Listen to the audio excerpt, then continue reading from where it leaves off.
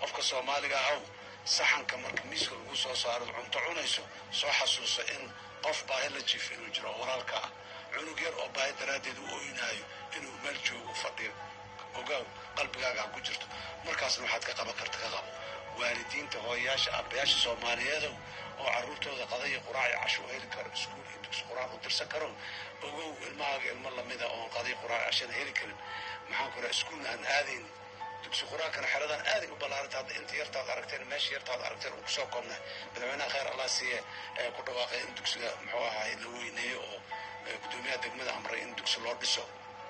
dugsiga hadda soo aragnay in la balaariyo oo la weyneeyo inta yartaa intii roobka galayeen ay hooyooyinka iyo carruurta sida u yaalaan waa arkayseen indiina ku dhacay walaalayaal dadka Soomaaliyeed meel kasta joogaan waxaan u baaqayaa in dadka abaaruhu ay dhibaateeyaan waxay dawladdu waxay priority u ah number 1 number 2 amniga dalka inay wax ka qabato laakiin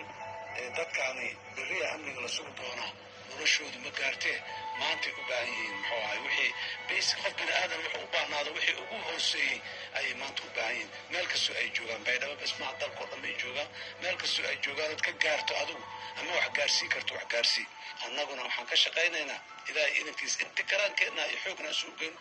waxa dadka Soomaaliyeed ee dhibaataysan oo duruuftaas ku jiro loo soo bixi inay soo gaaraan oo ay ugu hubsado inay maxaan ku raad gaareen haddii aan yiraahdo dadka Soomaaliyeed caalamku waana taageeray waana garab istaagay waana noo hiiliyay marar badanna waad ogtiin inayna garab istaagay laakiin inaan annagana muujino waayo dad garabka haddii la qabto istaagaya inaan nahay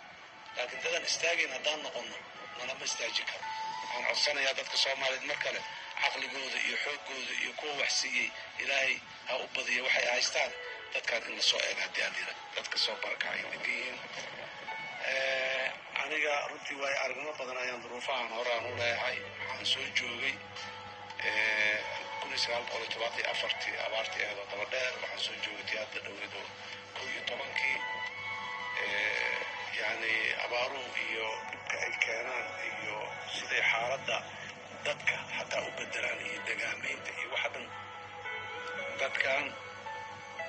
abaartana waxaa ula sii jiray dhibka oo hadda madaxweynuhu ka dhawaajo nimanka nabadiidka oo meesha jooga dadkii beeray waa tacbo waayeen si xor ah waa u soco waayeen haddii loo tegi lahaa waa loo tegi waayey marka in ayaga iska soo kacaan meeshii dee noloshooda ay ku badbaadsimaadeen dadkan dad xoolana dhaqdo beeralayna isku ay ahaayeen xoolalayna beeralayna ah xoolihiina waa dhammaadeen waa dhaafeen beerihiina muxuu ahaay waa la tacbo waayey